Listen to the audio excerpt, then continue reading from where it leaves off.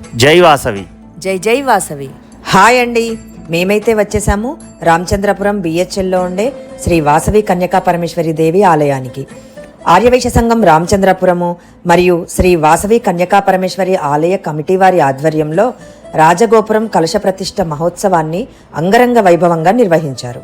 ఈ కార్యక్రమానికి మమ్మల్ని వన్ ఆఫ్ ద గెస్ట్ గా పిలవడం జరిగిందండి. మా కుటుంబ సభ్యులతో ఈ సన్మాన కార్యక్రమాన్ని స్వీకరించడం మాకు చాలా ఆనందంగా ఉంది. ఈ కార్యక్రమం 14th May 2025 బుధవారం రోజు జరిగింది. 11వ తేదీ నుండి ఇక్కడ ఎన్నో పూజలు కార్యక్రమాలు నిర్వహించారు. ఇక్కడ చూశారు కదండి, భక్తులు ఎంతో భక్తి శ్రద్ధలతో కలశాలతో నీళ్లను తీసుకొని రాజగోపురంపై ప్రతిష్ఠించిన కలశాలను అభిషేకం చేశారు. అభిషేకం అభిషేకం మన వాసవి తల్లికి అభిషేకం, కన్యకాంబకు అభిషేకం, మన కుల దేవతకు అభిషేకం. చాలా మంది కూడా మమ్మల్ని కన్యకా పరమేశ్వరి ఆలయాలు ఎక్కడ ఉన్నాయో ఇన్ఫర్మేషన్ ఉంటే చెప్పమని చెప్పారు. బిహెచ్ఎల్, ఆర్సీపురం పరిసర ప్రాంతాల్లో ఉన్న వాళ్ళకైతే ఈ ఇన్ఫర్మేషన్ చాలా యూస్ఫుల్గా ఉంటుంది.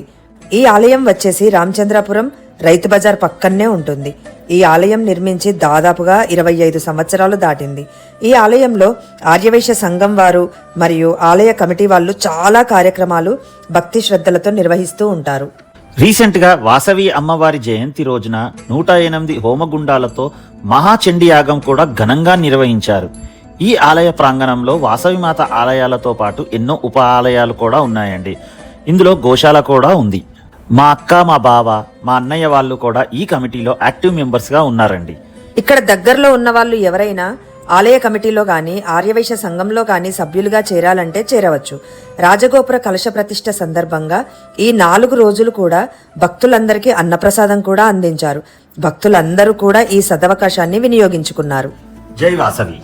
జై జై వాసవి.